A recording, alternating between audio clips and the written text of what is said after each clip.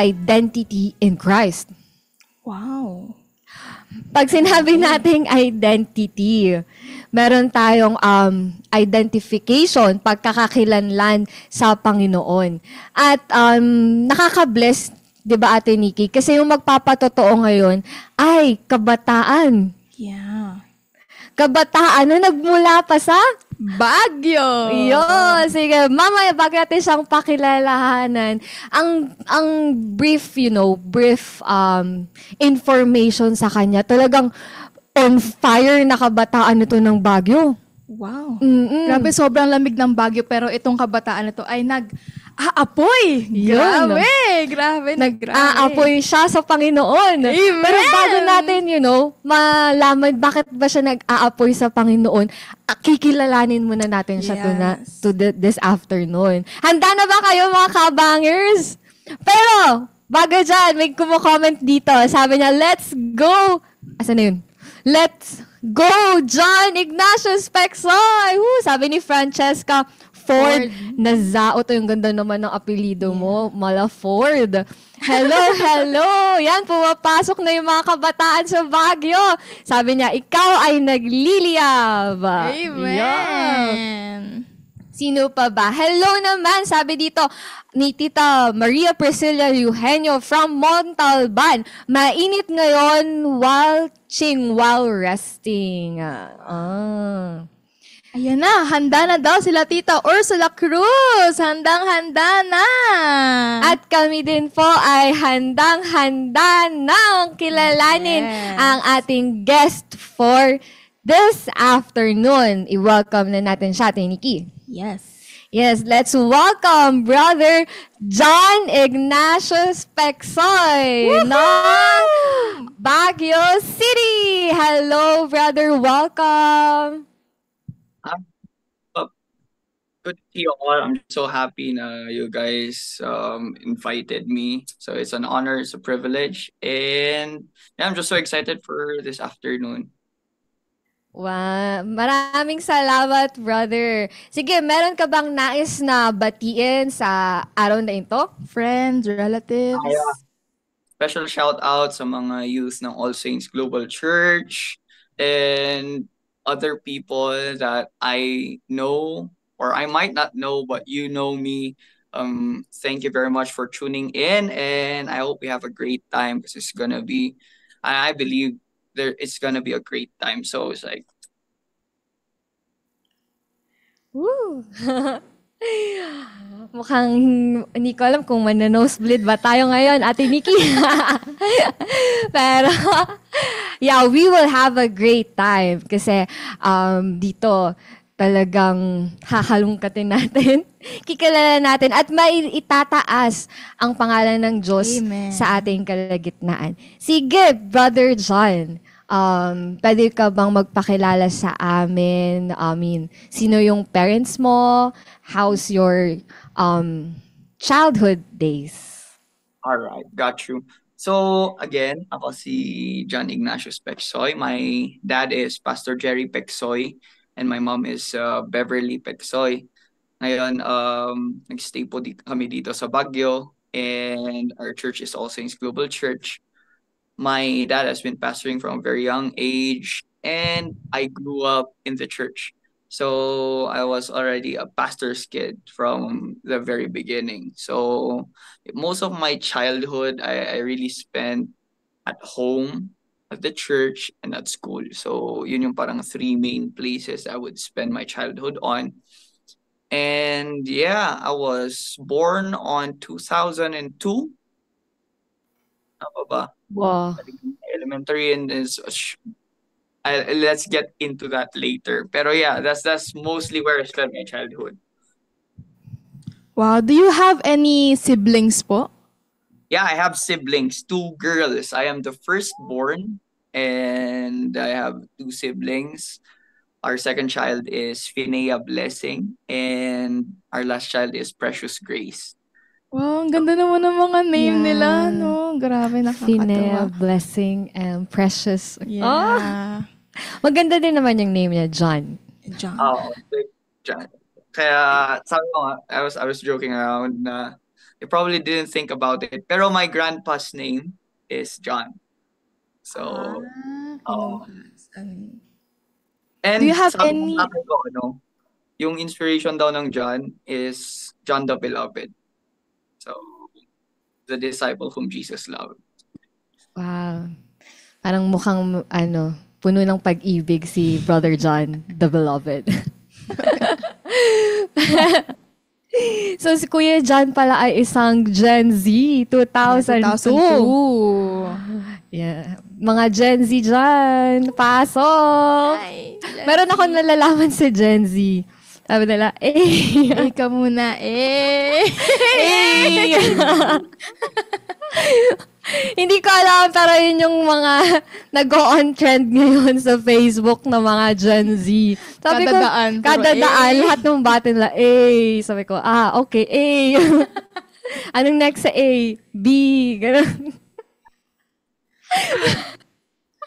So, masayang hapon. Sige, ngayon naman, dahil sinabi mo pala na home, church, school, yun lang yung umiikot yung buhay mo. Wala ka bang something fun sa iyong childhood? Meron ka bang mga games or something like that? Marami pang talagang makakwento yung buong buhay ko nito. Pero, so yeah, basically ganito. Yung nanay ko kasi, she was encouraging me to have extracurriculars, so things na outside ng school. So, I dabbled into taekwondo. I learned instruments. So yun, it's like from a very young age, my first instrument that I probably learned was ukulele. So my mom brought someone who knew ukulele and was teaching me how to play it. So I think she was just trying to, alam mo yun, parang i-push ako sa outside my comfort zone at a very young age. So yun, I was learning instruments, did vocal lessons. Ang dami kong trinay, pero parang walang nag-stick really. Taekwondo din, I just finished until blue belt. It's like just white, yellow, tas blue. Tas sabi ko, ayoko na. Ganun. So, mga ganun. And I am also a gamer. I used to be like legit na gamer. Like, Anong computer. game? I used to play Crossfire. I don't know it's like Crossfire sa shooting game. I used to play Special Forces, also a first-person shooting game, mga ganon. And yeah, nung may mobile phones na we were playing Pokemon, naka-emulator kami, mga kasama kong naglalaro ng Pokemon dyan. Shout out sa inyo. So yeah. Diba, akala ko boring yung life mo. Fun naman pala. Pares kayo ni Nikki. She used to... I also tried taekwondo. Blue belt din yung nag-stop ako, blue belt din. Then, nung bata rin ako, nag-start din ako mag-play ng keyboard. Pero, hindi rin natuloy. Sorry po, Pastor Dong. Love you, Pastor. So, yung pinaka naging consistent ka sa ginagawa mo is yung playing games? Yeah, games. And an instrument that really stuck to me was drums. Oh. Drummer na. From ukulele to drums. Paano yung naging ukulele to drums? Hindi ko din alam. Alam mo yun, parang magsasawa ka. Pero the drums really, siguro yun yung parang I was able to endure it and I kind of enjoyed it. So that's what stuck to me. Pwede ko bang matanong ilang taon kang nag-start mag-play ng instrument? Yeah. Around 6, 7. That's Around that age. time. Pero yung, of course, like at that age, hindi yung seriously playing. It's like literally playing na naglalaro lang talaga. I think further in my age, dun lang na parang sineryoso ko na yung music. So. Wow. That's actually so cool kasi in a very young age, na-curious ka na how to play an instrument, di ba? Kahit na meron pa rin sa isip mo na maglaro sa labas or like, dahil nga hindi ka naman naglalaro sa labas, sabi mo, parang na-curious ka kung paano mag-play ng instrument kahit na bata ka pa. Kahit na yung isip mo is hindi ba ganun ka-mature. So, Yeah. that's really great. Yeah, and ganito kasi, may elementary days kasi. Dati kasi pwede pa 'to mangyari. Basically, hindi ako nag-kinder tsaka nag-grade 1. Yeah, so I was just in a study center at that time. I don't know if you've heard of Kumon. Yeah, Ah, I Yeah, tried that also. in mathematics yan. Kumon Kid, shout out sa inyo. Pero yun, it's like, yun, nag-study center ako and then my mom tried to enroll me sa school. Ngayon, they were saying na I should be in grade 3 or grade 4. Pero at that time, I was like, so young. My mom didn't want that. She wanted me to be kinder or grade 1. And then eventually, may napahanap kaming school. They had compromise. Instead na grade 3, I would be grade 2. So, I immediately jumped to grade 2. Kasi syempre, ang dali ng exam that time. From 1 to 100 lang. Tapos A, B, C, D, E, F, G, gano'n. So, yeah. Yun. And that's why all my classmates were older. And they were, of course, like growing faster than me. So I was always the smallest in the class. Ganun. Yeah. So sometimes an object of ridicule. Ganun, parang pinagtitipan ko. Kasi of course I was like younger, smaller. aha. Yeah. Cute, hindi ka naman nabubully. Ganun. I mean, siguro part siya ng life really sa school. Pero yeah, I was. What do they bully you? I mean, of course, like, syempre boys will be boys. And I'm not condoning it. I'm not saying that you go and do it. Pero before, it's like physical and then, of course, verbal. Pero doon lang ako nakakalaban talaga pag verbal eh. I mean, bumabawi lang ako pag trash talkan na. Pero parang, yun doon lang ako makakalaban kasi physically I was smaller. So, yeah, kahit na nag-taekwondo ko and all, they're like, yan. Pero it's not really intense na physical like bullying. It's more like trip-trip lang talaga and I think it's a part of the culture at the time. Mm. So, marami ka namang naging friends nung sa school versus sa church. I mean, hindi ba, kasi anak ka ng pastor ever since, di ba? Na bata ka. How's your life being pastor kids when you were just a child? Do you also attend Sunday school? Or anong klaseng bata ka? Aware ba yung mga kaibigan mo na you're a pastor's kid during your days, childhood days? Yeah, so during my childhood, they were aware. Most of my classmates knew that my dad was a pastor. And man, I'm telling you, like only pastors' kids would understand what pastors' kids go through. And I think I went through it. Yun, it's like people kind of look at you in a certain way, di ba? Parang may certain expectation if you're a pastor's kid. And like you're carrying that from a very young age. Everything you do will affect your father and the ministry. So it's like from very young age, parang sobrang na-expose ako doon. And I thank God kasi my parents weren't the ones like doing that. Was more like the people around me, ganun. And I remember one time na, of course, I was like a little naughty. I was like, syempre, makulit, ganun. And I remember one time they told me, parang siningil nila na, anak ka ba talaga ng pastor? Anak ka ng pastor, ba't ganun ginagawa mo? Alam mo yung parang ganun. It's like around grade 4, grade 5. So, yeah, parang ganun na there's a certain expectation of how you should act, what you should do, what you should say. So, yun siguro, I went through that like from a very young age. Isa rin ba yun sa mga reason bakit ka nabubuli na, this person cannot fight because this kid is a pastor's kid, parang ganun. Isa rin ba yun sa nagiging reason bakit ka nabubuli? It's one of the parang bala nila pag syempre asa. Bala nila yun, parang pastor, praise the Lord, ganun. So it's like isa sa mga bala talaga nila yun. But no, more like physical talaga yung reason. More than physical yung reason because they are mas physically imposing. at that time because we were like kids. So yeah, imagine that, parang 2 years, 1 year yung gap kasi namin. And when you're kids, di ba, parang obvious yung 1 year tsaka 2 years of physical na.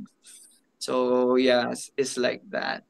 And oh, I kind of remember like those moments na talagang they would tell you, oh, ano, pastor's kid, ano, praise the Lord, yan. So, mga ganun. And it's a part of it, part of it. Pero lumaban ka.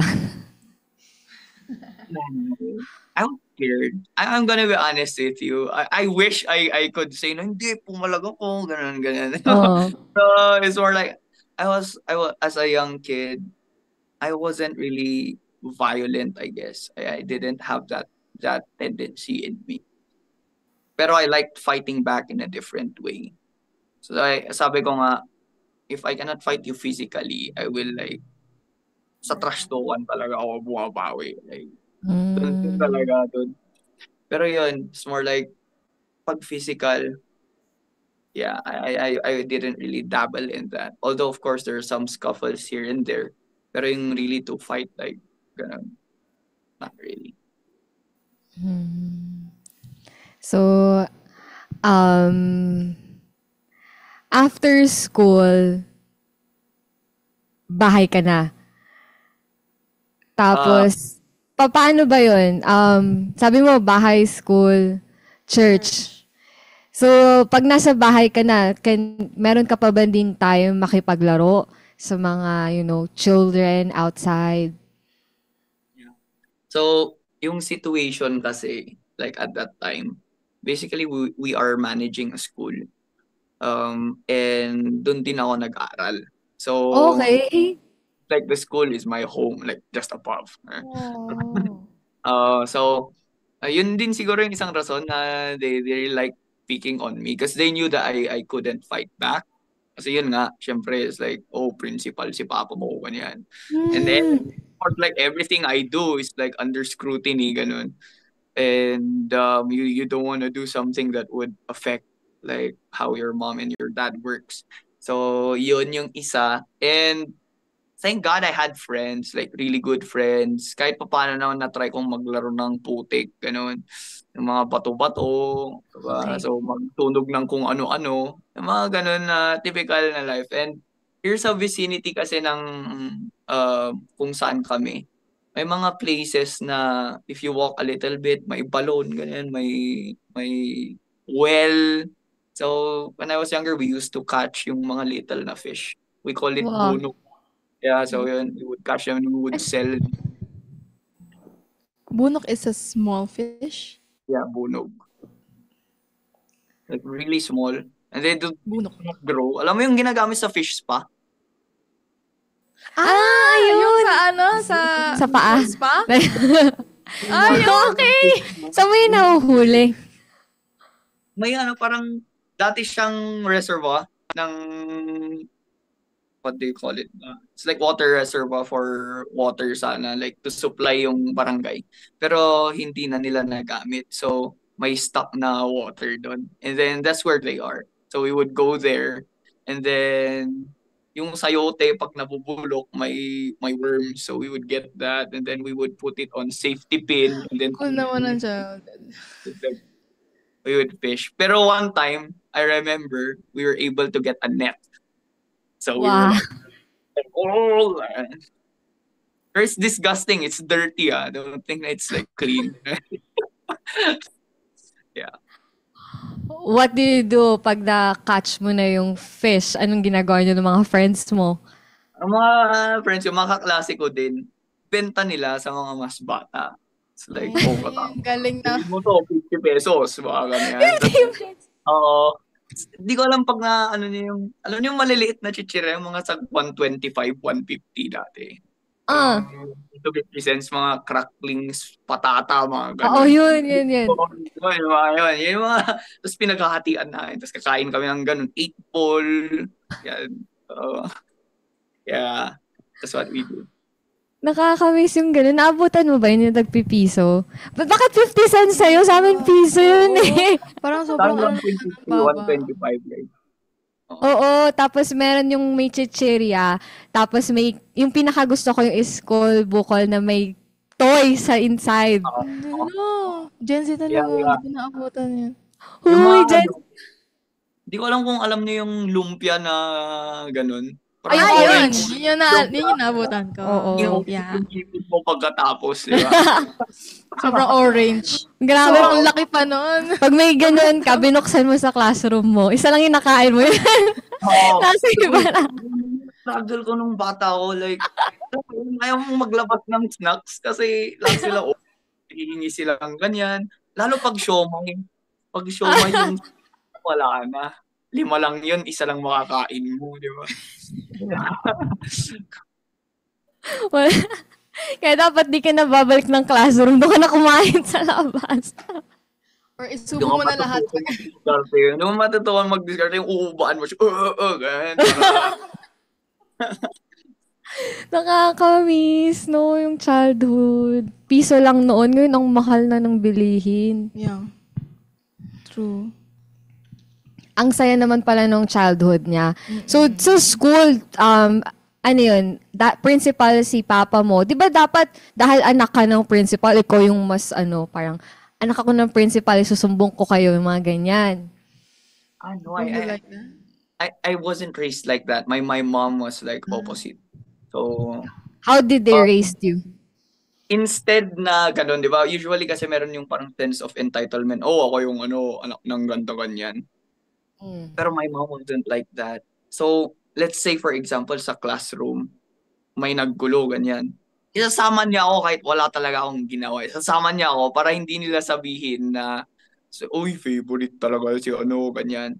So, really, my mom didn't have any favoritism. In fact, at least she was like stricter on me. So, complete opposite. That's why, I wasn't that kind of guy sana na magsasabi na, uy, huwag niyo akong ganyan-ganyan, sumbong ko kayo. Dito kasi yung kultura baliktad. Sige, sumbong mo. Ganun sila. Sumbong mo. Ganun. So it's like, syempre, as a kid, you're like, papakita ko, di ako magsusumbong. Parang, yeah, so it's like, that's crazy. Pero yun. Grabe, ang lakas ng loob ng mga kaklase mo dyan sa Baguio. Iba yung angas namin dito. Iba. Ay, yung ibang angas ng mga, ano ba tawag sa inyo? Ilocano or what? Mix kami dito. May mga Ilocano, may mga Igorot, may mga Tagalog. Tagalog, Ano yung usually daily, language or dialect na ginagamit dyan sa inyo? Ilocano yung ginagamit. And, shoutout sa mga viewers na Ilocano dyan. Pero yung Ilocano ng Baguio kasi, it's different from yung Ilocano dun sa La Union, sa Ilocos, mga ganun. So yung Ilocano talaga namin dito is like naging Baguio Ilocano. So yun yung ginagamit namin to communicate. Sample naman dyan ng greetings. So, ganyan sa Ilocano. Naimbag nga malam tayo amin dito kakabsat. Actually, parang konyo yung Ilocano namin dito. It's like, tayo mga agpuy-buya, naanot piman dagito yung host tayo, kat brekas ka na, comment kayo, no, mauwatan nyo ti, wag-baga. Yan. Wow. Alam mo ate, habang pinapakinggan ko si Kuya, para ako nasa Indonesia. Yeah, grabe, para siyang bahasa. Grabe, siguro namiss ko na Indonesia. Yeah, it's like same. I've heard din na Indonesian. Same, di ba? May pagka-similar yung mga words, lalo na sa Ilocano. Yeah. I think even yung counting nila, yung numbers. Yeah. Sa Isa. 2, 3. So, yung 5 nila, 5 rin. Kami din. Galing. Pero yeah. Anyway. Let's go back dun Let's sa go back. school mo. So, si mama mo, teacher mo sa class? No. She's not teaching. She's more on the administrative side. So, Principal na admin pa. no.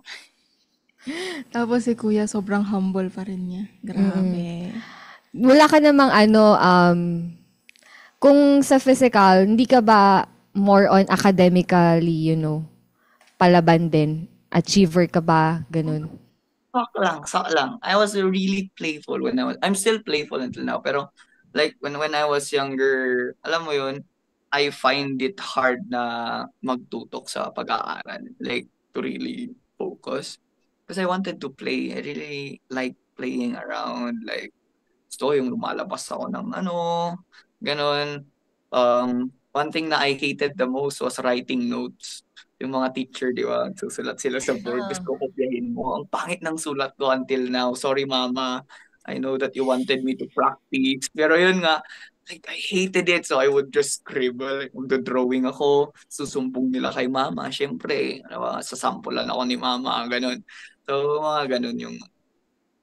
but academically, I was in the top 10. Wow. Hindi ka pa masipag nun, ah. Playful pa siya nun, ah. Pero yung tanong, ilan kayo sa klase? 15. 15, di ba? 15, ganun. Kaya, Top 10 ka. I remember we didn't go down from 6, like top 6. 6, either 6, 5, 4. 6, 5, 4. Doon ako naglalaro. 4, 5, 6. Kasi yung mamamaw ng mga klase ko sa top 1, 2, 3. Mabuhay sila kung saan man sila. Diba? Kaya dapat alamin natin ilan sila sa klase. May ganun top 10, tapos 10 lang sila. Yeah. Okay. Buti na naman hindi strict yung magulang mo in term of na gusto mo mag-play outside. Malaya ka pa din namang gawin.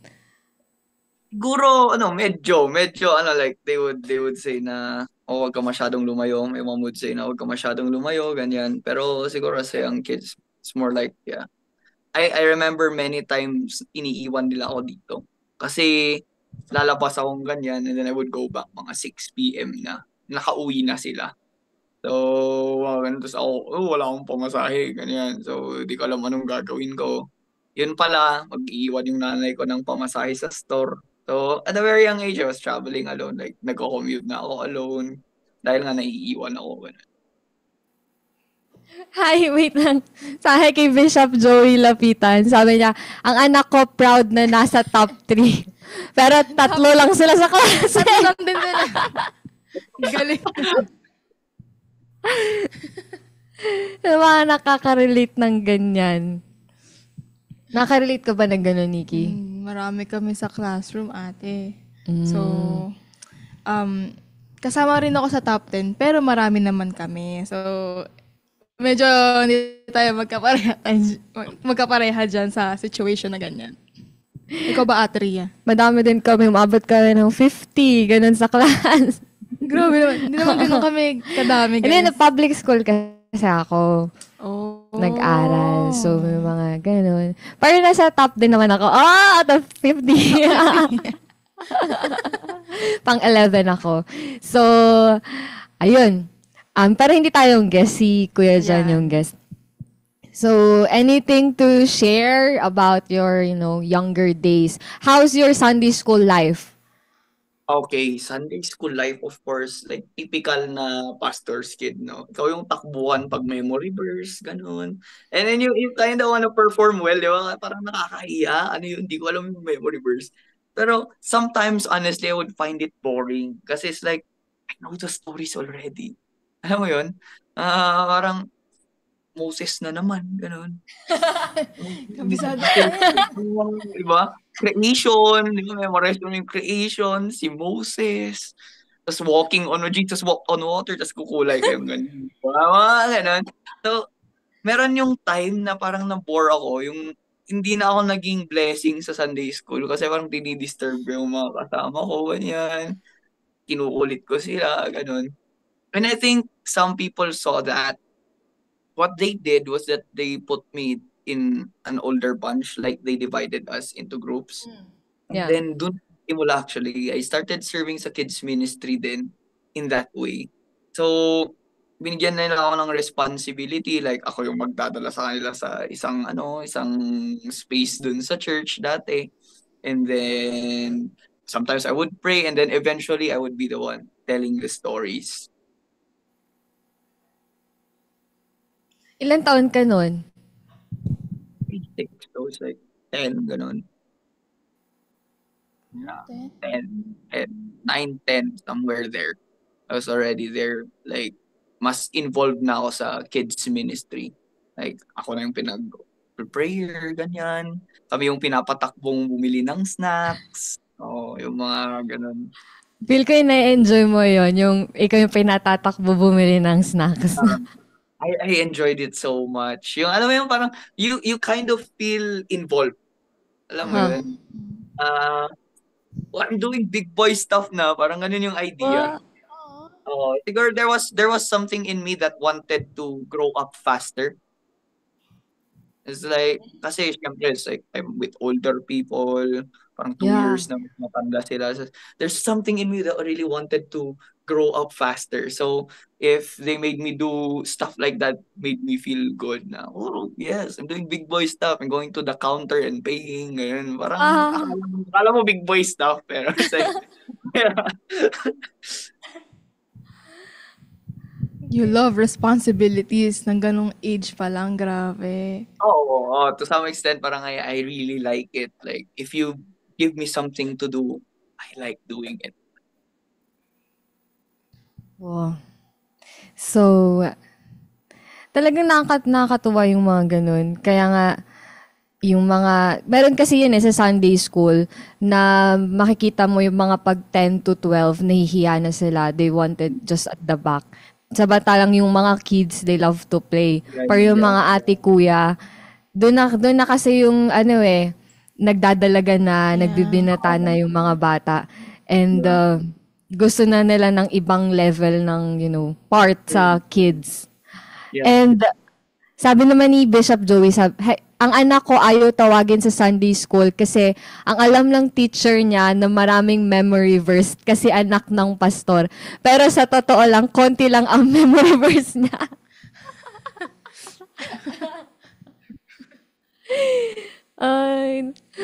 Di ba pag pastor kids sa Sunday school, mayroon ka din mga group of friends na same age mo. May mga ganun ka din naman. Yeah, meron. And this is really funny kasi when I was younger, I remember na naiinggit ako sa mga kaibigan ko. Kasi, it's like, ewan ko kung bakit, pero syempre sa pastor's kid, my mom would dress me up na kailangan naka-slacks, naka-tuck-in, ganun. Yun. Tapos ipapart mo yung buhok mo. Yung parang, ipapart yung buhok mo, ganyan. Tapos, Wow, clean. my friends were wearing shorts, rubber shoes. Pwede lang mag-t-shirt on Sundays. Sabi ko, be envious. Sabi ko, grabe, ba't sila nakakapag-short sila, ganun. It's like, crazy. It's crazy. Pero yun, hindi sila mag-tuck-in. Ako talaga, pag tuck-in yun, naiinis ako dati pag nagtatuck-in ako, mga ganun. So, yeah, sa circle of friends, I would be envious na, why can't I be like them? Parang ganun. Like, I wanna be like them. Why is there a certain expectation I should look like this and I should dress this way? And yun. So, Na-imagine ko yung pagkaka-describe niya. Yung mga suotan niya, parang nai-imagine ko. Ay, malamig naman sa Baguio. Okay lang yung nakasuraks. as in, I hated it so much kasi syempre mag-slacks ka tapos yung comfort ko na lang, like pwede akong mag-rubber shoes. Pero naka-slacks ako. So, I was doing the trend already even before. Nag-rubber shoes na. Nag-rubber shoes na ako with slacks. Yan. Pero yun. That's why it makes sense na nag-matured siya ng mas mabilis. Kasi yung magulang mo, pinapamatured ka na ng maaga. Yeah. And I think it's not really intentional pero I thank God kasi He gave my mom and my dad wisdom on how to raise me without yung pagiging pastor's kid being too overbearing. It's heavy, Yeah. pero they somehow made it lighter, and they eased me into it. So I really didn't have that idea, no, ayoko na Mm. maging pastor's kid, ganyan. Although when I was older a little bit, parang may ganun. Pero when I was in my childhood, wala masyado. So, Oh. Kaya ba dito mong nabigay ng topic yung about identity in Christ natin yeah. today? Yeah. So, So, mhm. siguro dun din, you kind of learn how to act in a certain way. Yun, i-divide mo siya. Sa school, ganito ako. Sa house, ganito ako. Then sa church, ganito ako. And sa church, like with my friends, I'm like this. And with other people, I'm like this. So, alam mo yun, parang naging politician ka ng di oras, no? Parang, it's like, oh, I'm different here, different there. So, parang chameleon. So, dun siguro nagsimula as I grew older. It's like, Lord, who am I? Alam Uh-huh. mo yun? Like, who am I? Like, am I supposed to be this? And nung younger ako, syempre, it's like normal lang. Pero yun, siguro during high Mm. school, din na na-reveal na, like, sino ba talaga ako? Like, what persona, what mask should I use? Mhm. Because you kind of wear masks when things happen. And I know a lot of young people struggle with this. Lalo yung mga Kristiyanong young people grew up in church, ganyan. They Yeah. would wear masks like, oh, it's a church, ganito ako. When I'm with my friends, I'm like this. When I'm school, like this. At home, like this. And I know it's hard and it's a struggle. Kasi I also went through it. That's why that's what the Lord put in my heart siguro na um I would like drive home this afternoon, like drive into this afternoon. So yun. So, it all started yung marami mong identity when you were in high school. Paano nagsimula na you have so many masks? Oh, How did you manage, you're different in this school, different in this guy, different of friends. yeah. How it started? Paano nagsimula po yun? I think it started because I was, and until now, I'm gonna be real honest kasi laging sinasabi to sa youth service, if you're expecting me to like tell you what you wanna hear, no, I'm just gonna be real. So real talk to, I am a people pleaser. And when you want to please people, it was like certain groups of people you want to blend in, so you do what they do. And I think that's where it started. Na I liked it when they're like, parang na-enjoy nila yung company ko, so I become more like them. And then I go to another group, so I need to do this. So parang ganun, sa school, there's a certain culture, there's a certain thing that they're doing. Yeah, let's do it. Ganun. And sa church, you need to act a certain way. I'm gonna act that way. At home, I need to act like this. So, ganun. Yeah. Hindi ka ba napagod sa ganong kalagayan na, Like, pagiging pleaser of everyone else? But the question is, na, napi-please mo nga ba talaga sila? Namimit mo ba yung expectation ng mga taong gusto mong i-please sa'yo? That's a very good question. Um, Honestly, sa akin, I don't really know. I just assume, di ba? I don't really know if they're pleased, if they really like me, ganun. Pero I assume na they like me kasi they keep me in their group. Parang ganun. They keep me in their circle.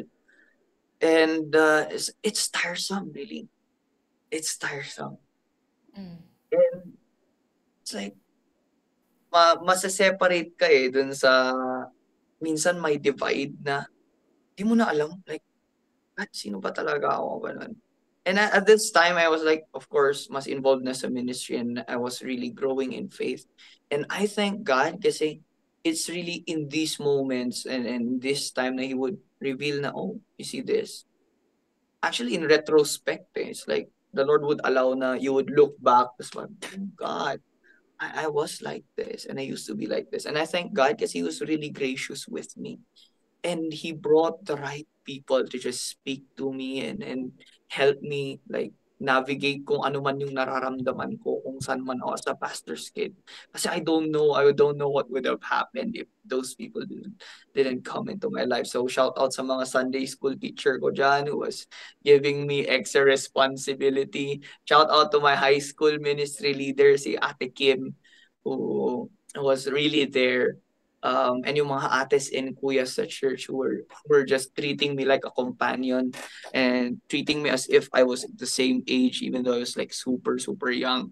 So yeah, that's how the Lord really helped me in those moments. Kasi yun nga, and yung ganun kasi na pag nagiging people pleaser ka and you're wearing masks, and then you would suddenly hear of the teaching on hypocrisy. It's like you kind of realize that, oh, I'm being a hypocrite, right? It's like, and it's really hard because you're so good at acting this way already. You're so good at dealing with this stuff. So yeah. I have a question po. Does your parents know what are you trying to be at school, or who you were at school? Yeah. Does your parents know? So yeah, my parents know because my teachers there, they would snitch on me. Oh. Oh, Wait. so Sorry. Elementary and high school, same same school? school? Na principal yung parents mo? Wow. My senior high lang ako umalis. Ah, so you're really good. You're a good actor. Wow, grabe. Wow. Talaga. I'm not really like happy with it, but of course, alam nila, my parents knew, but I think they really dealt with it with grace, and they knew that it wasn't like an iron hand that I needed. They were so loving. Like pag ikukwento kung how loving my parents are, it's gonna take a long time. So yeah, they're so loving. They were so loving and understanding. And when I needed to be disciplined, they disciplined me. And alam mo yun, it's like, yun lang talaga. I think God was just there in control somehow, like making things happen. So yeah, it was a struggle. It was a struggle. Thank God, at least with the vices, I didn't I didn't partake in drinking or smoking or doing drugs. Pero yun, like I'm easily invited pag peer pressure, like yung peer pressure, and I know young people struggle with that too. So Wala kang vices. How about girls? bro. Yeah, I never had a girlfriend when I was in high school. Never had a girlfriend. Not because it's more like I didn't know how. I didn't know how to have a girlfriend, but I knew how to talk to girls. And it's not because alam mo yun, parang I'm trying to say no, I'm a good boy. Pero yeah, my mom and my dad, yung story kasi nila, love story nila is like first girlfriend ni papa ko si mama, and then first boyfriend ng nanay ko si papa. So you kind of look at that, you kind of want that for yourself too. And yeah, but when I was in high school and in elementary, I was attracted. Like there are girls who are attractive, and syempre magi-youth camp kayong ganyan. Tapos kunwari di ba, ganyan. Alam natin yan, huwag na tayong magkunwari, di ba? Like, that girl is so beautiful, ganyan, ganyan. Oh, ang galing niya pa kumanta. Pero, I think it's God's protection na, like, okay. And then, so, I never really verbalized my feelings, at least in that regard, romantically. Hindi ako nag-approach na, oh, I like you, ganyan, ganyan. Let's be together. So, no. So, napakaganda na yung pagpapalaki sa kanya na despite na ganun, may magulang na so loving to understand. Kasi meron kasing mga parents na loving, but the love is so, nagiging nakokontrol yung bata. Na instead na we're there to listen to discipline in a loving way, nag-end up yung mga bata na nag-rebel. Yeah. So, not all the pastor's kid, pero kung sa dami kasing nag-guest ng daily life sharing, most of them, they wander around, they explore, something like that. Kasi nako-compare. Yun nga kasi nga, hindi nila alam kung ano nga ba yung identity nila. Na ano ba yan? Parang I wanted to explore more. Na ang buhay ko na lang gantong church. Hindi ka ba nag-end up ng ganun? Na you wanted to discover the world? Yeah, there is, I'm gonna be honest, there is a desire. And I would say this to young people, like, bro, if I would have dabbled into the world, I would have done so well. Like the world would have wanted me kasi I'm a people pleaser. I do what Yeah. people want me to do. So it's like the world and the enemy wants that kind of person. And I would say na sometimes meron yung feeling na what if I tried this, and then what if I did this too because everybody else is doing it. Mhm.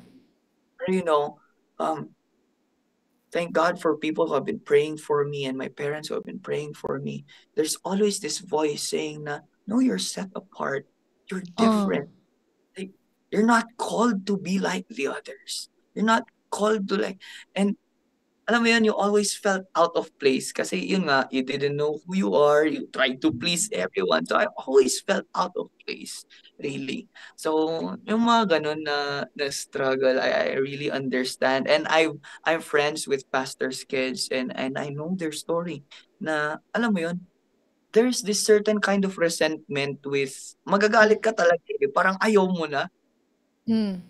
Ako, never akong magpapastor. So most of the people that I talk to, the idea that they become pastors, they don't want to. Kasi they saw the life, they saw how heavy it is and how it damaged them and hurt them, ganon. Kaya parang, ako, hindi ako magpapastor. And to some extent, ganon din ako, parang, yeah, I'll serve God, but I don't want to be a pastor. Ganon. So, yeah. So, it's like, But the good thing is, meron kang consciousness dun sa voice ng Holy Spirit. Yan yung sinasabi sa Bible na train up a child in a way he should go, that when he is old, he will not depart from it.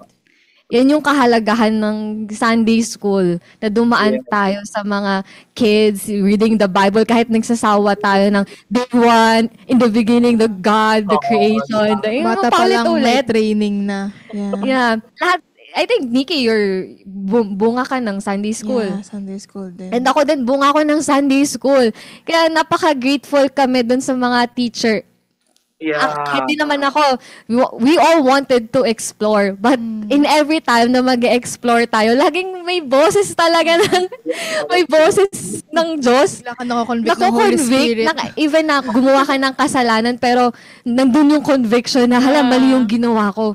So, praise God kasi kahit we encourage yung mga magulang na nandyan, nakikinig, na mas lalong dalhin nyo yung mga anak nyo sa Sunday school kasi trainable yung mga bata. And kahit makukulit, naughty, playful, pero meron kasing natatanim na salita ng Diyos in a very young age. And yung natanim na yun, bubunga yun na when nandun na kami sa time na we're discovering ourselves, we're finding our identity. May season talaga na, tapos na yung training stage, dito na kami sa mundo. Pero yung salita ng Diyos na naitanim sa atin, hindi natin yan, yun yung magpapaalala sa atin. Yeah. So, paulit-ulit ba namang nakikinig ka ng John 3:16? Na mahal ng Diyos tayo. Di ba? Tuwing may kasalanan tayong nagagawa, inire-remind sa atin yung verse na yun. Still, God loves you. Yeah. Very powerful yun. Like, ayun nga, you would remember songs like Jesus loves the little, Jesus loves the little, I know, or the Bible tells me so, di ba? Ito, so mga ganon. It's like, you remember them and it finds you at the right time. Yung mga ng mga mga teachers na thank God na they were there to serve. So mga parents, if you're listening, bring your don't send them to church or don't send them to Sunday school. You bring them. So you need to go there with them. Like bring them there and then go have church. Kasi it's like, man, I'm telling you, this is the start of discipleship where your children will be discipled. And man, yung countless na testimonies and stories of how Sunday school helped in moments where they were in the lowest of the low. Bro, kaya thank God for Sunday school. Thank you. Gawin, una ko talaga natutunan ng Sunday school is John 3:16. Tapos yung teacher ko, binubura-bura niya pa yun sa blackboard para ma-memorize. Isa. Kasi makabisado. Oo. Oo. Totoo. Yeah, pero makulit din talaga ako dati. Kami yung nagdodoble ng snacks pag Sunday school. Kasi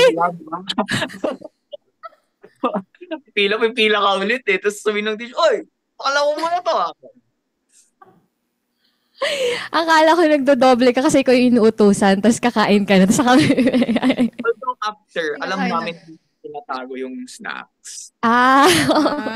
Ganun pala yun. Ganun yun. Kaya nagugulat sila, but every Sunday tayo bumibili ng snacks, saan yung naiwan, ganun. Di nila alam, ini-snacks na pala namin. So, balik tayo doon nung high school. Paano nag-stop yung pagiging, people pleaser mo? Yeah. I'm gonna be honest with you. There is still something na, alam mo yung tendencies really. There are human tendencies. Yeah. Want to please everyone. Pero for me kasi, grade 7 and 8, I was more involved na in the church. So, sinasama-sama nila ako sa mga crusade, ganyan, sa mga pinupuntahan nila, mga church activity. Although when I was younger, sinasama-sama na ako ni Dad. Ako yung batang natutulog sa harap, ganun. Mga natutulog sa monoblock. Anyway, going back, so doon ako mas na-involved. Like, actually, nagte-tech ako dati, taga-pindot. Yan. Taga-pindot lang ng PowerPoint yon, mga pag-worship, ganun. So, I remember that doon ko din na-encounter si Lord, and that's when I truly accepted Him. Said na, God, I recognize I couldn't save myself. You are my Savior. I remember that's a church anniversary of another church. Pero somehow they invited us and ako yung taga-pindot ng pero doon it's like that's when I like decided to give my life to Jesus. And there was this expectation na overnight, alam mo yun, Lord, in-accept na kita, dapat wala na to. And but still, I still get mad. Sometimes I talk trash, and then it's still like, God, why ganon. And then continuously the Lord changed me. And then I became more involved sa youth ministry. Dito na actually, sad part here is that nagsimula akong mag-computer. I don't know if you know League of Legends, pero na-addict talaga ako doon. Yes, I know. League of Legends. Bro, na-addict ako doon. Ang nakakatawa, sinama ko yung mga ibang anak ng mga elders. So, na-addict kaming 6 sa computer. Wow. Naglalaro kami ganyan. Kasi kids pa rin kami, pero nakikijoin kami sa high school parang meeting, small group meeting pag Sundays. So what we would do before, hihingi kami ng pang-lunch, pero di namin yun pang-lunch, pang-computer namin nun. Tapos, kami yung kakain ng snacks. Yan, yung naiwan na snacks. Ganun, so, like, doon nag-start, and then, eventually, di ko alam, pero, I became more involved sa ministry, even sa worship, like nakiki-observe sa practice, ganun. And I was just surrounded by older people. And then, biglang yung high school leader ko that time, si Ate Kim, sabi niya, Dan, pasa ko sa yung high school ministry. Pasok ko sa high school ministry. 13 years old ako noon. 13. Yeah. Ako talaga. It's like, di bali yan, dyan naman si papa mo, dyan naman yung mga kuya at ate na tutulong sa'yo. There was something in me na, paano yun? And I remember clearly, Mang Inasal pa yun. Mang Inasal niya sinabi sa akin, masarap ng kain ko ng pecho nun eh. Tapos biglang ako daw yung magiging leader. It's like, Uh-huh. what? Like, my struggle was that I would be leading people older than me. Yeah. Like, I was 13, I'll be leading people who are like 15, 16, even older. I was like, how am I gonna do this? So at first, I was like, ate, can I think about it first? Thank God, nagganon pa ako. Then eventually, I said yes. Okay, sige. And I was just fish out of water. Ako yung nagturo paano mag-compute ma-addict sa League of Legends. Ako din yung unang bumigay. So, after 2 years, ako din yung unang, guys, di na ako maglalaro, ganon. And then eventually, tumunod sila. Pero yun, it was a struggle kasi yun biglang ganun na I would be leading people who are older. Imagine that, magko-call sila ng meeting ng lahat ng ministry, tapos may 13 years old, may 13 years old. So, I felt so overwhelmed. I wanted to please the older people. It's just like, I wanted to show na, kaya ko din, ganun.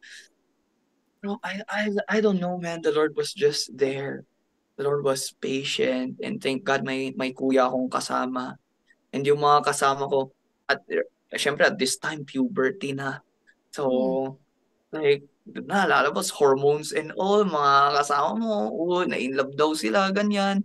So, pero ako at that time was like, I was still stuck na, what am I gonna do? Like, Lord, you gave me something I don't know how to handle. Yun, parang yun. Ang bigat, 13.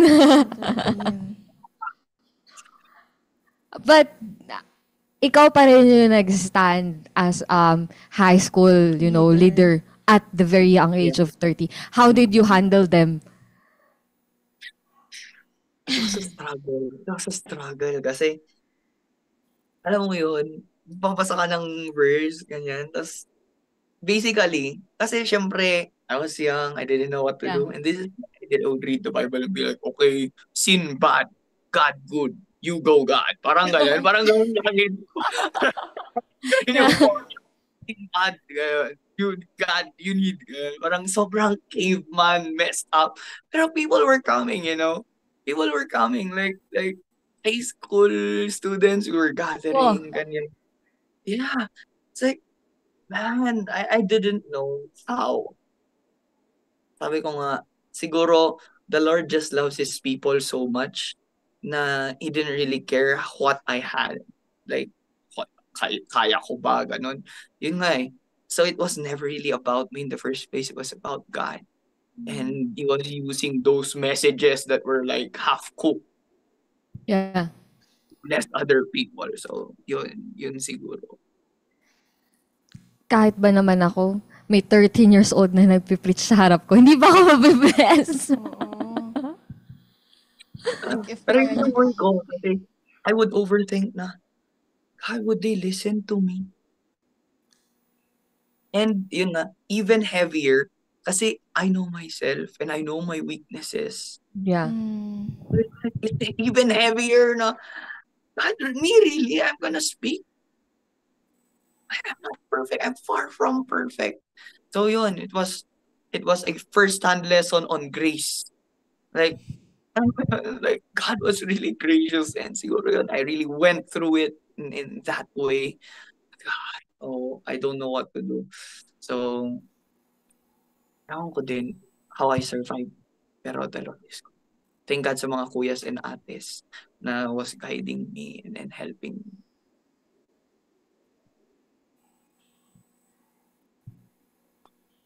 Yeah. Actually, si Lord naman, sabi nga, in season or in out of season, we needed to preach the word of God. God is not looking, sa anuman yung talent na meron tayo, but He's looking for the availability of we had and yung obedience. at a very young age, marami naman tayo talented, skills. Meron nga sa Bible yung sa story na yung in-invite, yung nag-yes, tapos merong nag-no. Pero yung nag-yes, yun yung hindi pumunta. Pero yung no, yun yung pumunta. I mean, yung availability natin, yung obedience natin sa pinagagawa sa atin ng ng Diyos. Ang meron lang naman nun si John is yung obedience niya and availability. But God, it's not all about us, but it's all about God. And I believe nung mga time na yun, maraming na-bless na mga kabataan na kahit di naman siguro ako, makikita kong may nagpipreach sa aking 13 years old. Tumayo ka pa lang ng ganyan, parang, paano niya nagagawa yun? Parang nakaka-intimidate sa akin or parang nakaka-bless din na kung kaya niya, ba't hindi ko kaya? Yeah. And nasa Bible yun, diba? Do not look, down. Ano yun? Do not look down. Do not look anyone on you because you're a child. But in speech, conduct, diba, in all our ways. Na ang Diyos gagamitin niya not because we're matagal na tayo sa simbahan, may edad tayo, but God is looking sa sino ba yung available na maglingkod. Yun yung gagamitin niya. And yung available that time, si John. Yeah. Oo. And it's like, And it's, grabe nga eh. Yeah, but I just agree with that. The Lord is looking for vessels. yeah. Empty vessels. I don't know if yung story nung time ni Elijah, it's like this woman was kunin yung anak niya ng kasi may utang sila. Yeah. Pero like she was gathering vessels and the oil kept pouring. It's like if there is always an empty vessel, the Lord would keep pouring, and at that time I was literally, diba, You're an empty vessel. empty vessel, and that's all that God needs to make things happen for His glory. Empty vessel, and yun siguro like kasi at that time di ko nga alam kung sino ako eh. Like literally empty. I was just there, like doing what I saw others are doing. Pero that's when the Lord met me, That's when the Lord started to really confirm who I was. Na, alam mo yun, yeah, you are my child, and I've called you for something, and you have to trust in me. That's like the message that I got the most. Kasi thank God, sana kung alam ko yung 50-year plan ni Lord para sa buhay ko. Pero yun lang dun lang talaga ako natuto na okay, I'll just do what the Lord wants me to do. And the people were blessed. To His glory. Like, alam mo yun, the Lord honors it.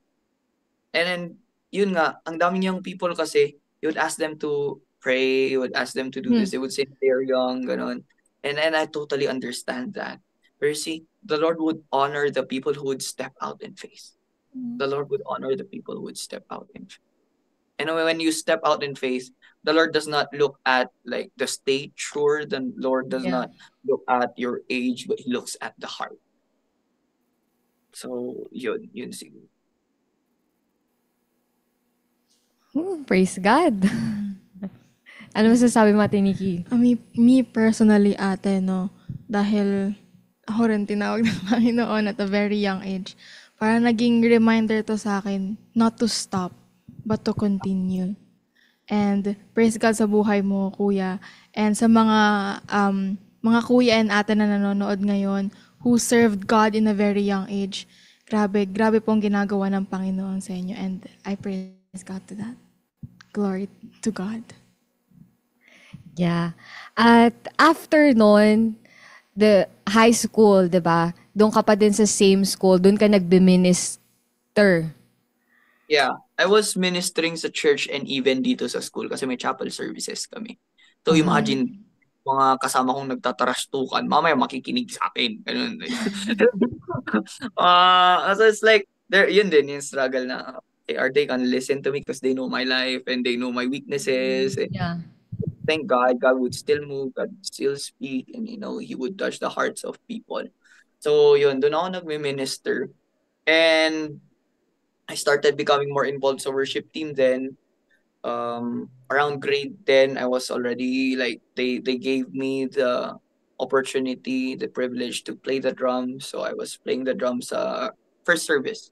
First service, like early morning service. So doon nagda-drums ako. Thank God for His grace kasi minsan kahit na ano tayo, kakaiba yung tugtugan natin na alam mo yun, parang yung mga ates at kuyas di nila ako sinet aside dahil doon.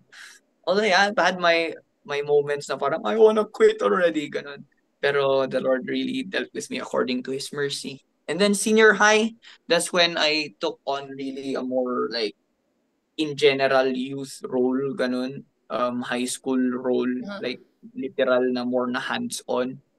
And senior high din na the Lord like allowed me to start leading worship. So, yun, kaya ko palang kumanta, parang ganun. Kasi yung ading ko talaga yung magaling kumanta. Ading ko talaga siyang nakiki-compete dati sa mga competition. Pero ako, I never really had a voice. Siyempre, puberty and all. Pero somehow, yun nga, dahil tayo ulit yung available out of necessity. Ganun. Kasi yung baon ko lang talaga makapal na mukha eh. Parang, I do the things that others won't do. Ganun. If others wanna clean the toilet, I'm the one cleaning it. Parang ganun. Parang, I like doing what others won't do.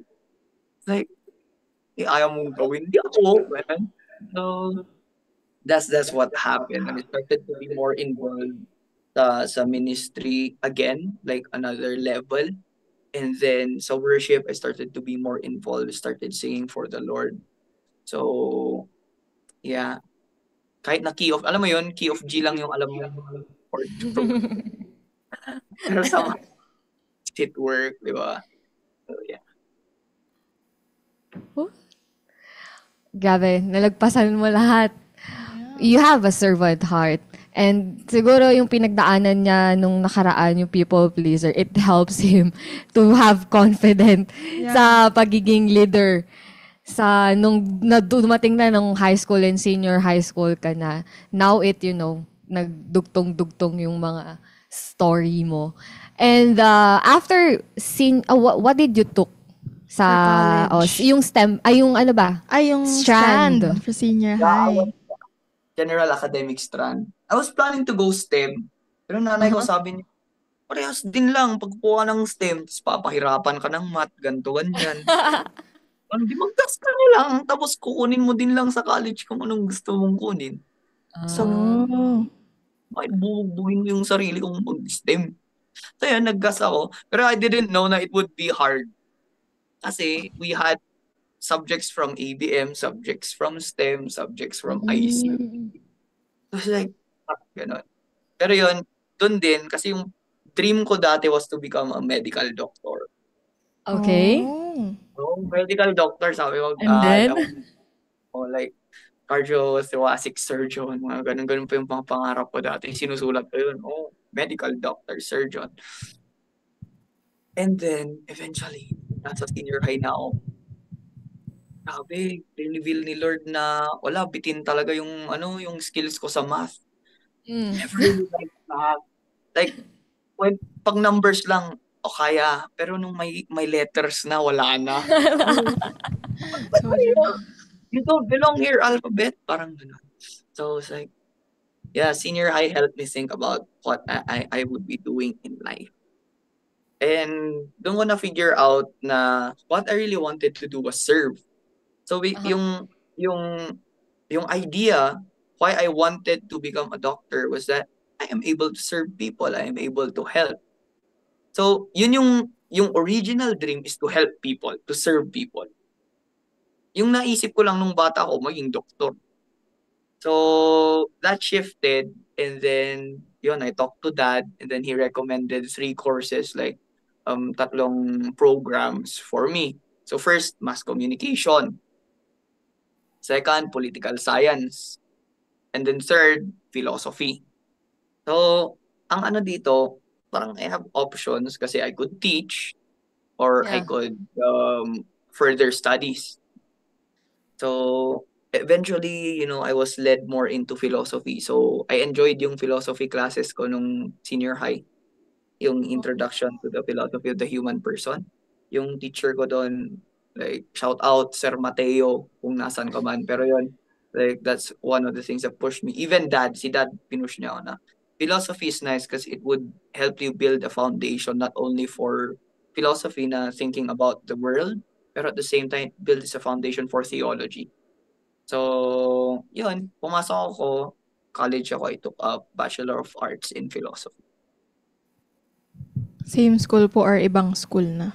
Ibang school na. Kasi I took up the University of the Cordilleras. And I transferred nung college, punta na ako sa St. Louis University. But dun pa din yun sa Baguio, di ba? Yeah, sa Baguio pa. So, hindi ka na nag-explore or anything nung college kasi, yun na, leader ka na, di ba? Saka pandemic din that time. Ano? Pandemic din that time. Ah, okay. So, Graduate ka ng pandemic? Yeah, like ganito, basically yung physical lang na classes ko was first year, first semester, Aha. tapos fourth year. Yun lang yung pinasukan ko ng face-to-face. Oh. Yung second semester ng first year until third year, online. Na may natututunan ba kayo nun nung pandemic? Yung course kasi namin is heavy on reading and self-learn talaga. Ah, okay. Ipapagsakan ko, okay, basahin mo to, anong maintindihan mo, reflection paper, ganyan. They would grade you.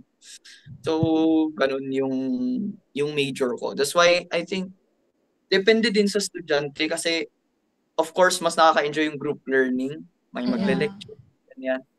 Pero yun, ako siguro nasanay din ako kasi sumasabit-sabit na ako kay dad pag nagtuturo siya sa Bible school. So, okay lang sa akin yung lecture na ganun lang, tutok lang. And then sa pagbabasa, I never really liked reading. So, hindi ako yung bata na nagbabasa talaga ng books. Pero dahil sa philosophy, doon, I started to love reading. And then, yun, it developed into a habit, really.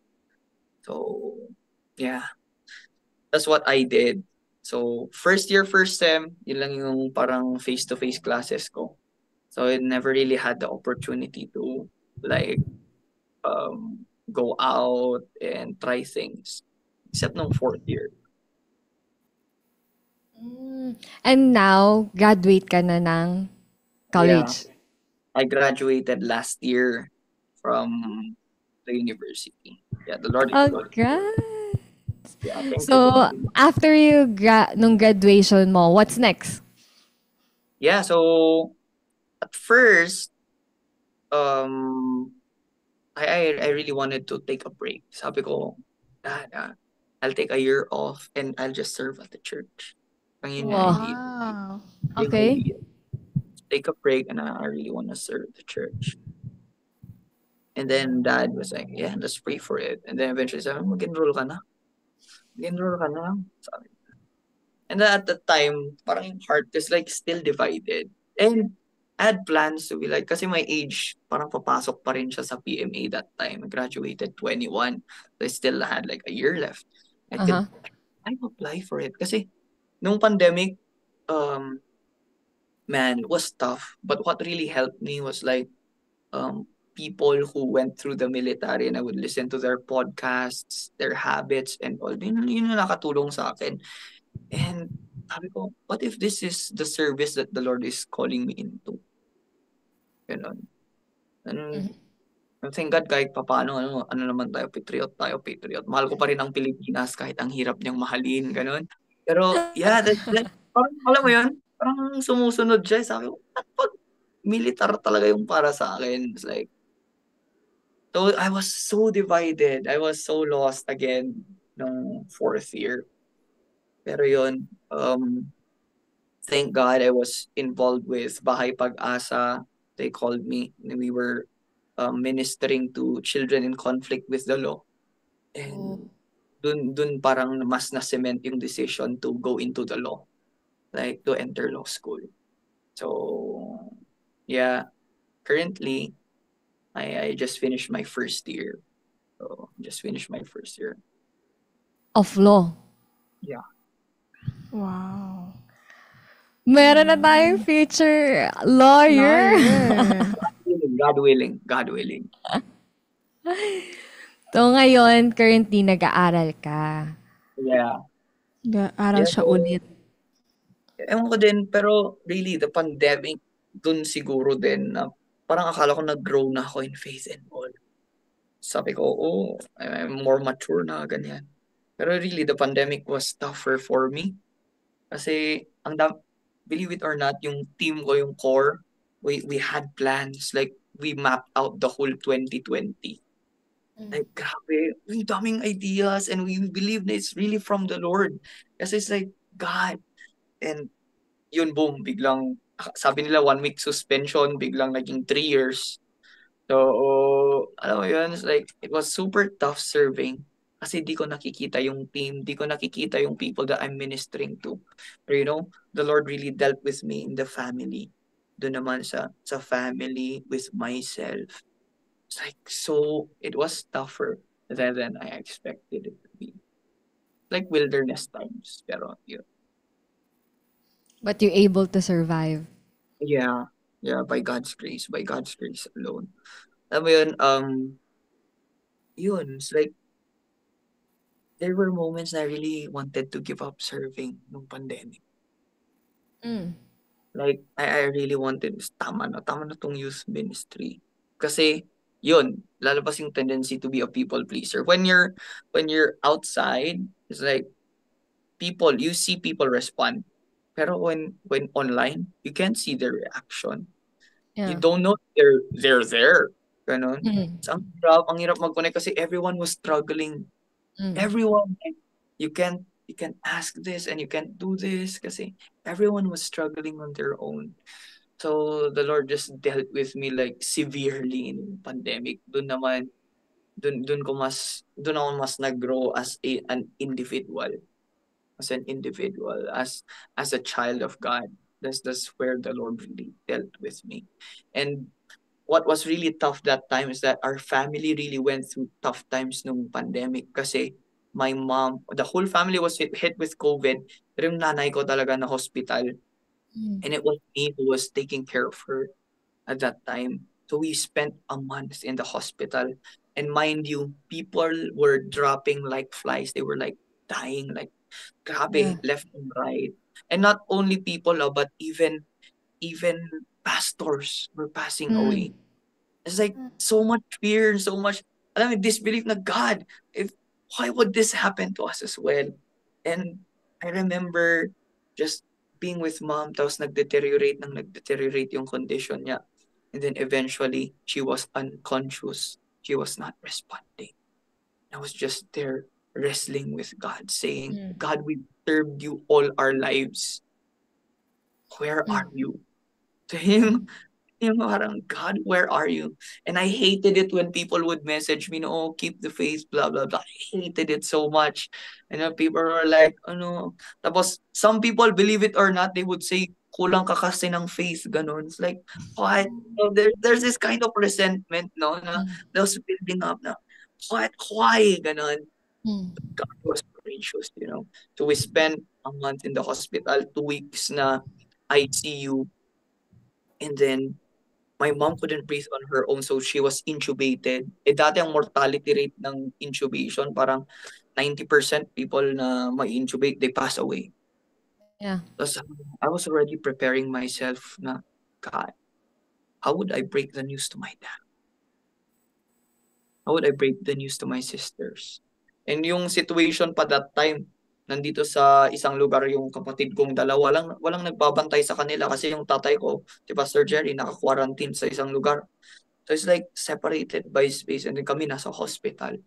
Pero that's when the saints started to show up. That's when the people of God, doon ko naramdaman yung pagmamahal ni Lord through His people. Mag magsasend sila ng grocery dito and my sisters would be able to eat. They would send food kay Papa and he would be able to eat. Nung ko na people would message, anong gusto mong kainin sa hospital? Parang ganun. And then papagrab nila and they would deliver it. It's like, I would break down crying eating burger kasi it's like hospital food. Like, I would like break down crying and then kasi just imagine that full world mo, like I love my mom so much. Tas parang ganun. And I was the one with her and talaga yung emotions and everything was like not doing good kasi one day she's good, one day her condition is worse. It's like, sa kanino ko to ibibigay, Lord? Kanino ko sasabihin to? Ganun. So, but yeah, the Lord was gracious and now my mom is alive and well. It's a miracle. It's just the grace and the Amen. mercy of the Lord. Kasi we don't know why. We don't know why. We couldn't claim na, oh, favorite kami ni Lord. No, kasi like servants were also like passing away. And it's just the mercy. We also don't know why. It's just the mercy of God. I don't know what the plan Amen. is.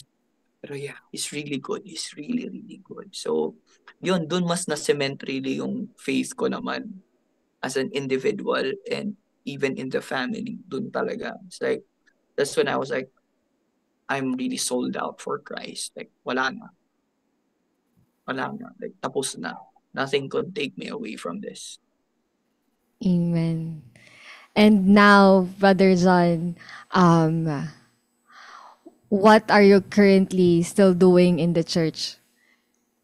Yes. Nasa, Currently, I'm leading with a team. I have a uh team. It's a group and we handle yung youth ministry and the worship team. So now we're currently transitioning so that the worship team can stand on its own and then his ministry can stand on its own. Pero yun, man, I'm just so excited for what the Lord has in store for the youth and for God's people this year and the coming years. Kasi grabe, I can see young people really stepping up. Man, sabi ko nga, ibang klase yung generation na to. yes. I would hear people say, awanan dito it's like in our language, awanan dito generation nga dito, wala na tong generation na to, walang Oh, patutunguhan. Pero I still hold in my heart, God, I don't want my generation to be lost. It's like yeah. I'm just holding on, God, my people, these are my people, and you have something in store for us as well. And Amen. I could see that happening in the future. It's true na it's like we're one of the most distracted generation, pero man, I'm telling you that the Lord is using young people today. So it's Yes. We can also see, this generation, dumadami ang bilis ng movement sa mga kabataan. And ngayon, Brother John, dahil napagpala kami sa buhay mo, also, meron din may nagmamahal sa'yo na who wanted to give message to you this afternoon. yeah. So, let's watch.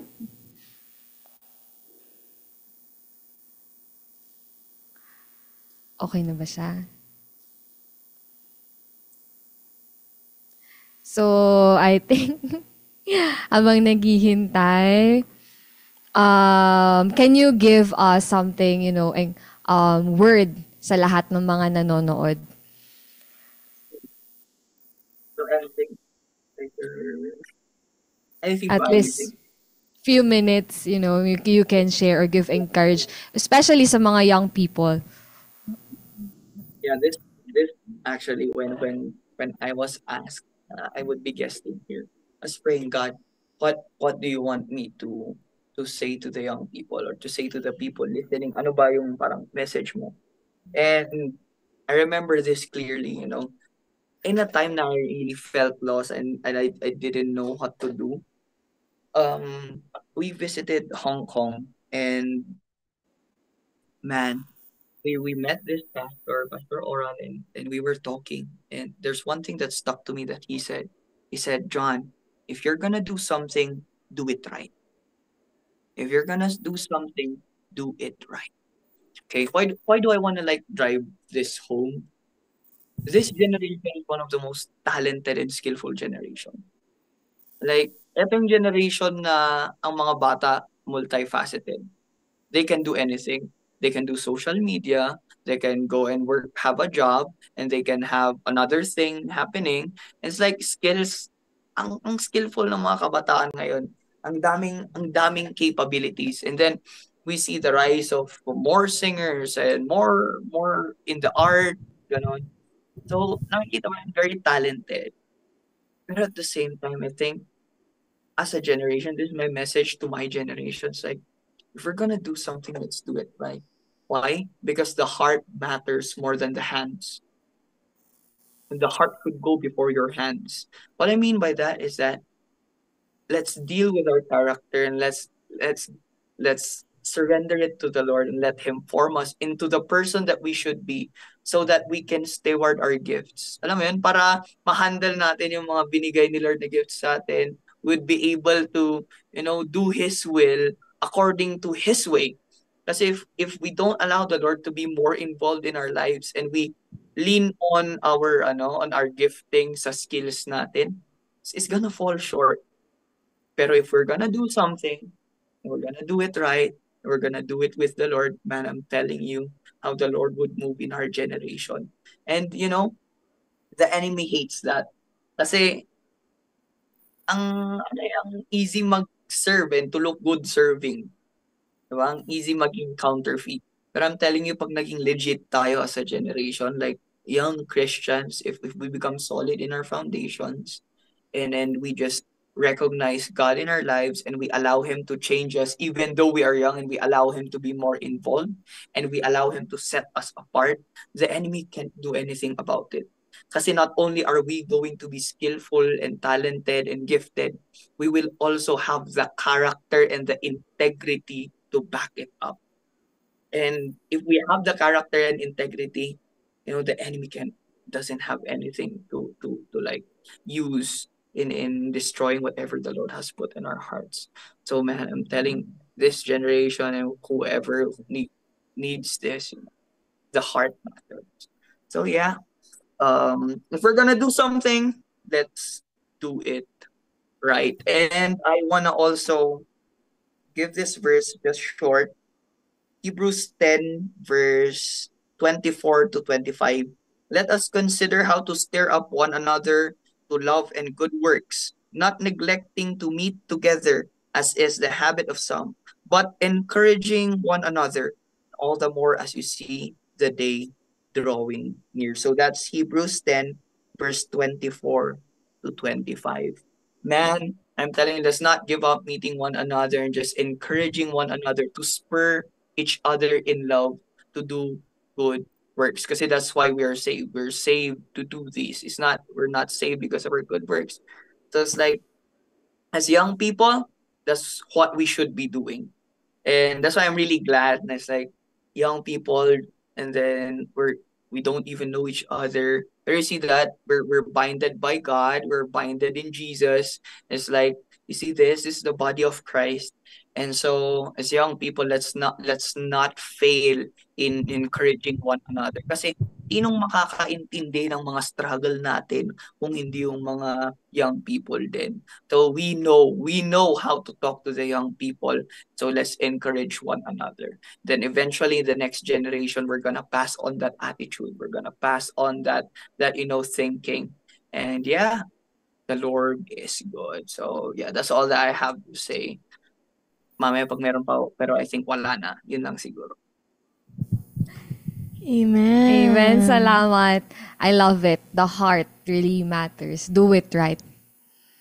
And Finish it right. yes, do it right and finish it right. Magsimula tayo, tapusin natin ng tama. Amen. Si Ate Nikki may tanong daw siya. Yeah, actually, it's not a question, but also give a message for all the pastor's kid na nakamask pa rin ngayon, who try to fit themselves into something wrong.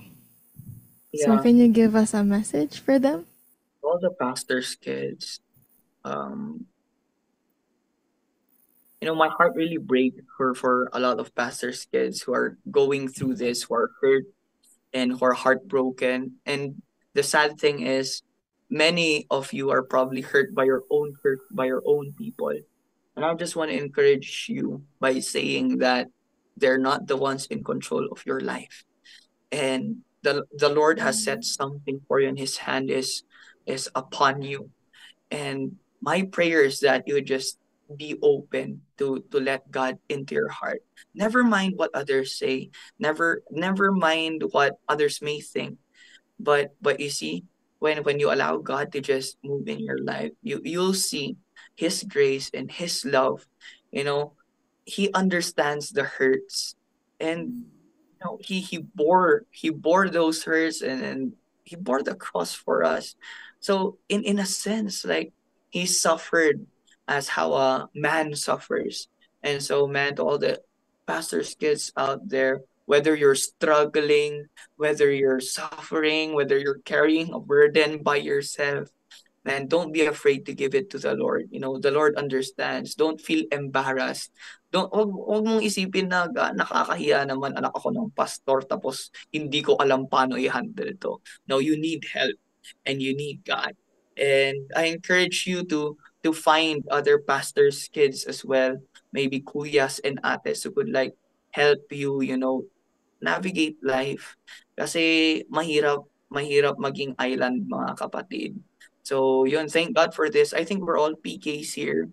Like, mga pastor guys, like, pastor's kids, So, you're a pastor's kid, man.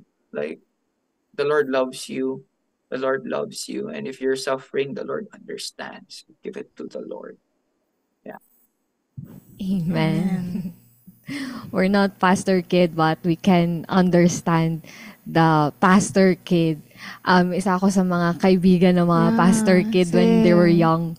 I mean, mga playmates. I heard a lot of them. For being friends. Their hurts. Oo, But, I like that. praise God, may mga tamang taong ilalagay sa buhay nila. Amen. And, eto na, merong gustong magmensahe sa'yo. Let's watch this. Hey, Brother John, I'm so happy to know that you're going to speak at DLS Media today. It's my prayer that you will bless all God's people. Nandito ako sa Isabela ngayon, and it's drizzling. See the corn plantation. And I'm so glad for this opportunity for you to share your journey as a believer, as a disciple, as a minister. So wider audience. God bless you. I love you, son. Love you too. Sige, what can you say about the message? Or may message ka ba? Yeah, my dad's like, ako kasi I thank God na he is my dad, because he's the kind of guy na he would bring you to where he goes, and he would show you who he really is. And man, I'm telling you, like, what you see on camera is how he is in real life. It's like, yun nga, sabi ko, pag character and integrity, I thank God for that, na He showed me what a man of God is. Aside from being a pastor, like, he is a dad, a godly dad, a godly father. Aside from that, he's a godly husband. So it's like, alam mo yun, parang, I'm so blessed. I just love the guy so much. I enjoy our conversations lagi. Sometimes, when we travel, that's what I look forward to the most. Yung mga, like, conversations that we would have. It's just, man, thank you for being understanding and loving, just gracious to me. Because I know that I was a tough child to handle, but thank God. Thank God. So, love you so much. Yeah. Maraming salamat, Brother John, sa iyong, real life talk na buhay. And we are excited sa gagawin ng Panginoon sa ating mga kabataan. Yes. And this is the season na mas lalo tayong, maging ilaw sa marami. And kung hindi tayo, sino, 'di ba? So, salamat sa buhay mo, and we're excited to meet you one day, and let's have the Body of Christ movement, especially sa mga young people. And maraming salamat po sa lahat ng nanood, ng sumubaybay ng ating daily life sharing.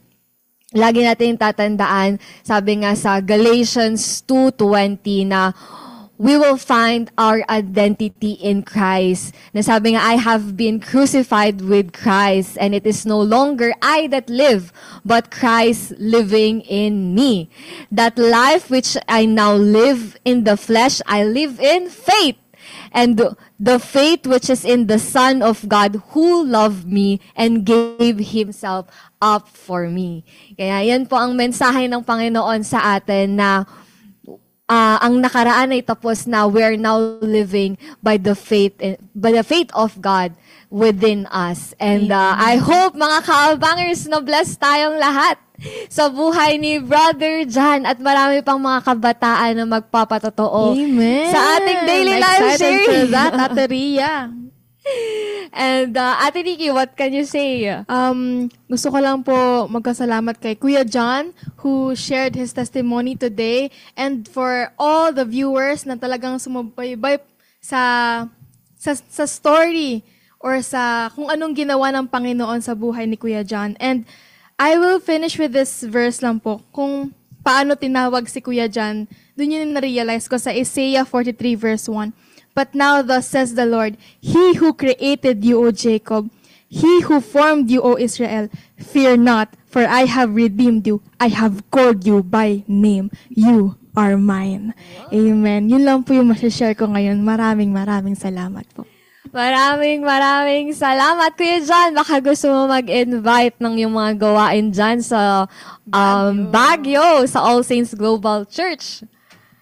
Yeah. So, pag mapadpad kayo ng Baguio, or if may taga-Baguio nakikinig ngayon, for a church, come visit us, All Saints Global Church, sa baba lang to ng SM. Baba lang to ng SM. Kaya, Google Maps nyo na lang sa, pag SM. Nakikita nyo yun, tabi lang, sa baba lang. So, yeah, it's just close by. It's the second floor of Casa Nova, malapit sa Casa Vallejo. Those are famous spots in Baguio. So, if gusto nyo, you could ride Trancoville, tas tanungin nyo, dadaan po ba ng Casa Vallejo? Ganon. And you could just go down there, malapit na dun yung church natin. So, if you want to visit us, feel free to come visit us. We have 4 services during Sundays.